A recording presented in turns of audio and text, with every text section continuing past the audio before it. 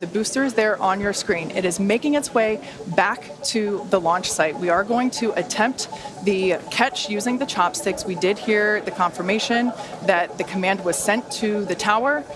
We are go for catch. Wow. Sonic boom's coming.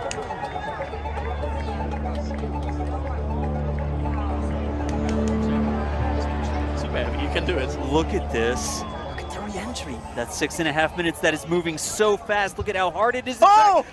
Ignition. That's the 13.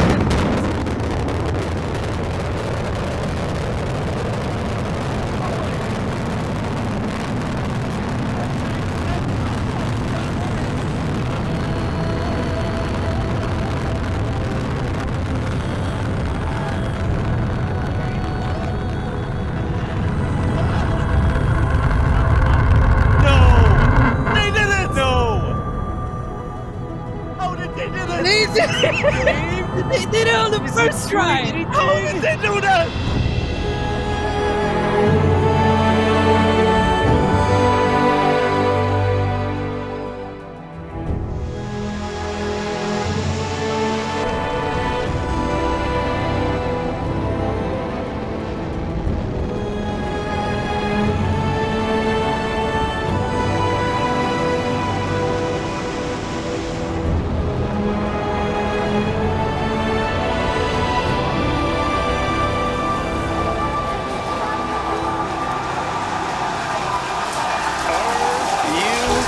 Kidding me?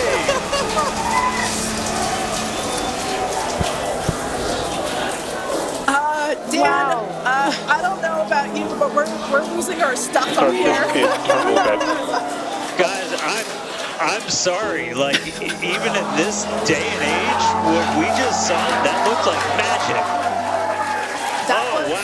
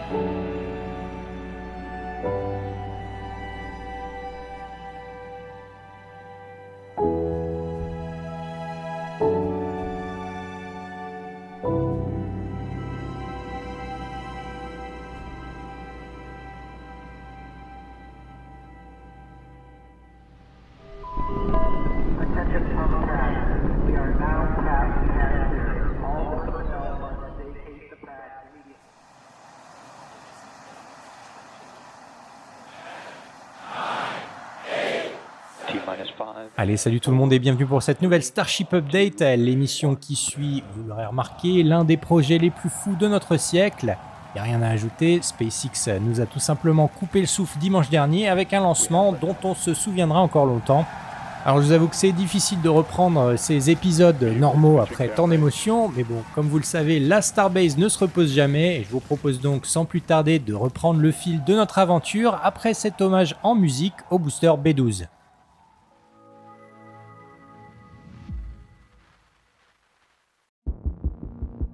Et oui, dimanche dernier, après 6 minutes et 56 secondes de vol, le premier étage du Starship a donc réalisé l'exploit de retourner sur son pas de tir. Et quelle émotion de revoir un booster dans les bras de la tour, 7 petites minutes seulement après le vol du véhicule. On avait l'habitude d'attendre plusieurs semaines avant de voir un Super Heavy revenir sur la table de lancement. Pour le coup, on n'a pas été déçus et ça a été un sacré choc pour moi de voir ces images. En plus bien sûr de la manœuvre de rattrapage spectaculaire qui a été un immense succès.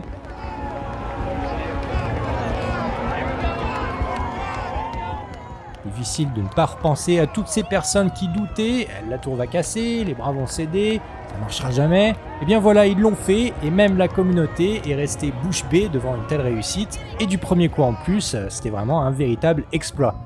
J'en parlais dans ma dernière vidéo, c'est donc une page qui se tourne à mon avis, un nouveau chapitre qui s'écrit devant nous. Et SpaceX passe sûrement un cap dans son projet en ouvrant la voie vers la réutilisation de son booster Super Heavy.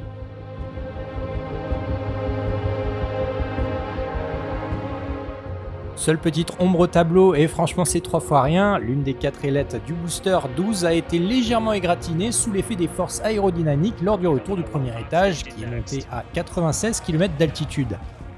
Ship engine There's startup. both engines cut off. Stage separation. Booster Stage separation. Startup. Hot stage. Après l'étape du hot staging qui s'est déroulée à merveille et la séparation de l'extension du booster, le premier étage de 70 mètres de hauteur s'est retourné pour entamer sa descente vers le pas de tir. Confirm the command was sent for the booster to come back. That is So I'm incredible. looking up right now. Le directeur de vol a confirmé le go pour la tentative de rattrapage et le B12 s'est alors élancé à toute vitesse vers le sol, atteignant même une vitesse maximale de 4400 km/h à seulement 25 km d'altitude. À cette vitesse, pendant qu'on retenait tous notre souffle, le booster perdait plus d'1 km de hauteur chaque seconde.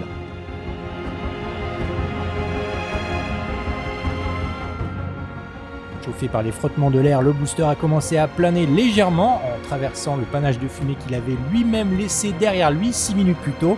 Incroyable ces images vraiment. 30 secondes avant d'impacter le sol, le B12 file encore à 1400 km/h et à seulement 1000 mètres d'altitude, les 13 moteurs centraux s'allument enfin.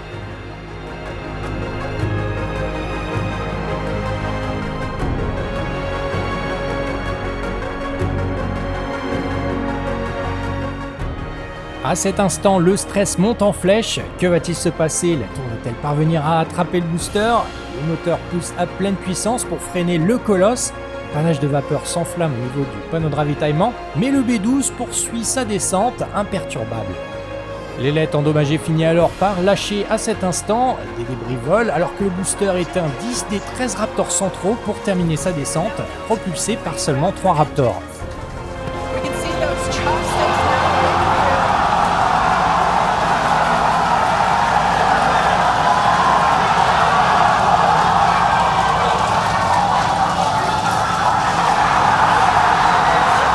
booster running burn shutdown. Megavilla has popped the booster.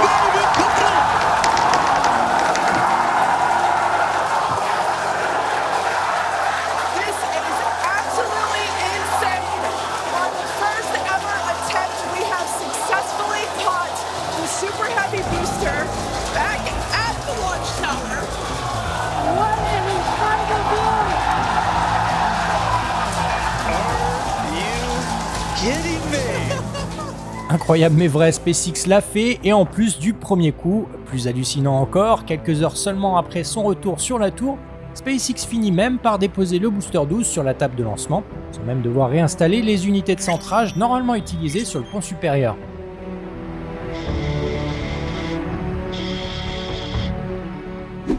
Après avoir inspecté les moteurs du prototype, le booster B12 a finalement été transféré sur un support de transport, confirmant au passage le bon état de fonctionnement des bras de récupération de la tour de lancement. Les points de levage semblent aussi intacts, voire même comme neufs, et seule la peinture des grilles fines du B12 semble légèrement fatiguée après le vol et le rattrapage historique du véhicule. Sur le haut du booster, l'inox a aussi légèrement été coloré par la chaleur des moteurs du Ship 30 rallumés lors de la manœuvre du hot staging. Mais franchement, à part ces petits détails, on pourrait presque croire que le B12 sort tout juste de l'usine. Triomphant après son retour magistral, le tout premier Super Heavy récupéré par SpaceX a quitté le pas de tir le mardi 15 octobre pour retourner sur le site de production, où tous les employés de SpaceX étaient nombreux présents pour assister à l'événement.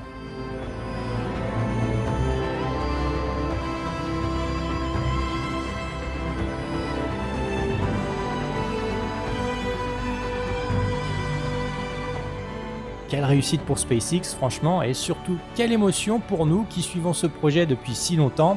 Prochaine étape, la mise à feu du booster B13, son successeur.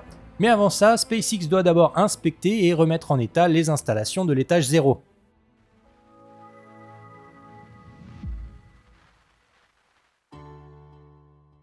Comme vous allez le voir, sur le site de lancement, là aussi globalement, on voit de très nets progrès depuis les premiers essais du Starship, et les installations sol de SpaceX semblent s'en sortir avec un petit peu moins de dégâts que d'habitude.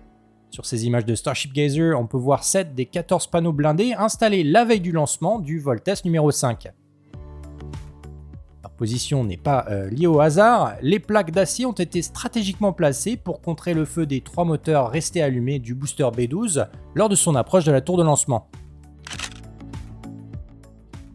Un petit peu plus haut, on peut voir aussi que les travaux effectués sur le Ship Quick Disconnect semblent avoir été payants, et le bras de ravitaillement du Ship a visiblement bien résisté lors du lancement du booster B12 et du S30. Depuis le début des essais, c'est l'un des points les plus sensibles du pas de tir, et le support du panneau de déconnexion rapide du second étage a toujours été endommagé à chaque tir. Un petit peu plus bas au niveau des bras de la tour, sachez que les amortisseurs installés sur la face interne des baguettes semblent franchement en bon état.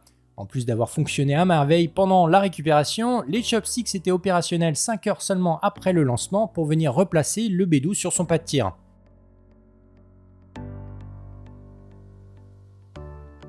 Au moment où je prépare cet épisode, les pions de centrage ont été remis en place sur l'OLP et des opérations de maintenance sont maintenant en cours sur les chopsticks et sur la table de lancement.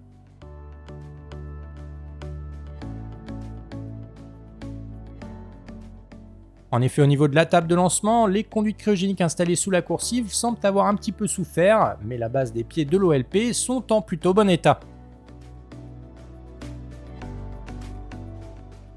Si vous avez manqué ce détail, pendant le retour du booster, le déluge d'eau a été réactivé par SpaceX pour limiter les dégâts au niveau du pas de tir orbital.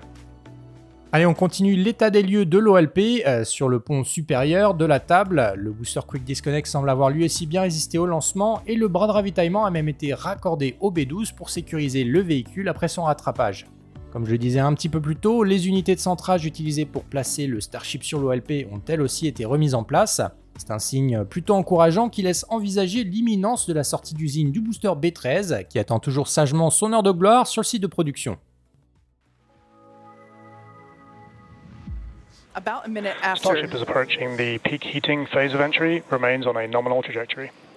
A priori, si tout se passe comme prévu, après le succès indiscutable du vol test numéro 5, le booster 13 pourrait donc prendre la relève pour propulser en orbite le successeur du Ship 30, c'est-à-dire le prototype S31. Depuis plusieurs semaines, le S31 est dans le High Bay, où les équipes de SpaceX modifient son bouclier thermique en vue de son prochain vol test.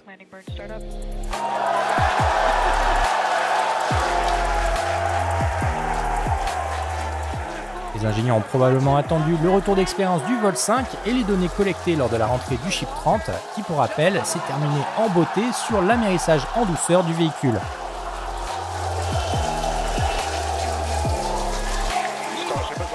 Alors en traversant les couches hautes de l'atmosphère au-dessus de l'océan Indien, les ailerons du Ship 30 ont tout de même montré quelques signes de faiblesse, mais bon, dans l'ensemble, le véhicule a beaucoup mieux tenu le coup par rapport au précédent vol.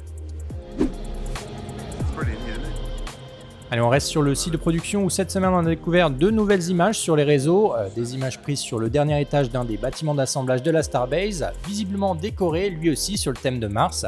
C'est plutôt en accord avec la fresque récemment dévoilée sur la façade du parking de la Starbase qui donne, elle, sur le site de Sanchez.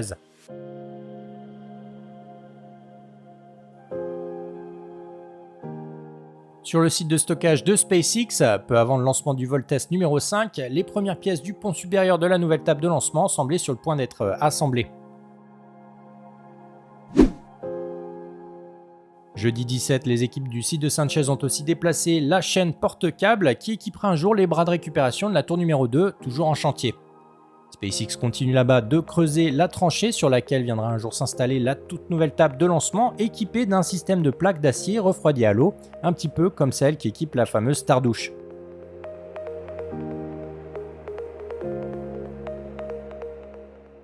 Selon Chrome Kiwi, sachez aussi que les ouvriers construisent en ce moment même une nouvelle plateforme de maintenance à Sanchez. Elle pourrait bien servir sur le banc d'essai de Massey où sont testés les moteurs des futurs chips.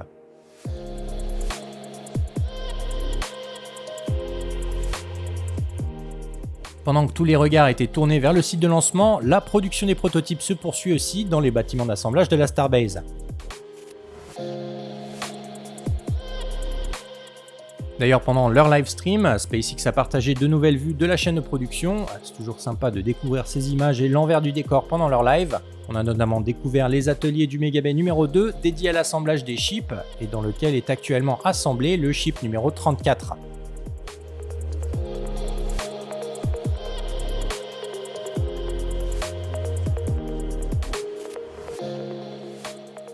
Justement, au sujet du S34, sachez que le distributeur de satellite vient tout juste d'être installé dans sa section cargo et le support du distributeur a quitté le bâtiment d'assemblage vertical le 15 octobre dernier.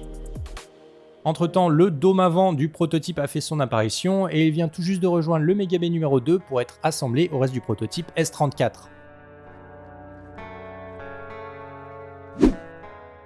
Enfin pour finir, toujours sur le site de production, sachez aussi que SpaceX vient d'entamer la construction d'un nouveau booster, le numéro de série 16. La première section du prototype B16 a été aperçue dans la nuit du 14 au mardi 15 octobre, suivie de très près par le dôme commun du Super Heavy transféré dans le Mega Bay numéro 1 dans la soirée du 15 octobre. Selon la communauté des Ring Watchers, les deux sections ont été empilées dans la foulée pour entamer la construction du réservoir d'oxygène du véhicule.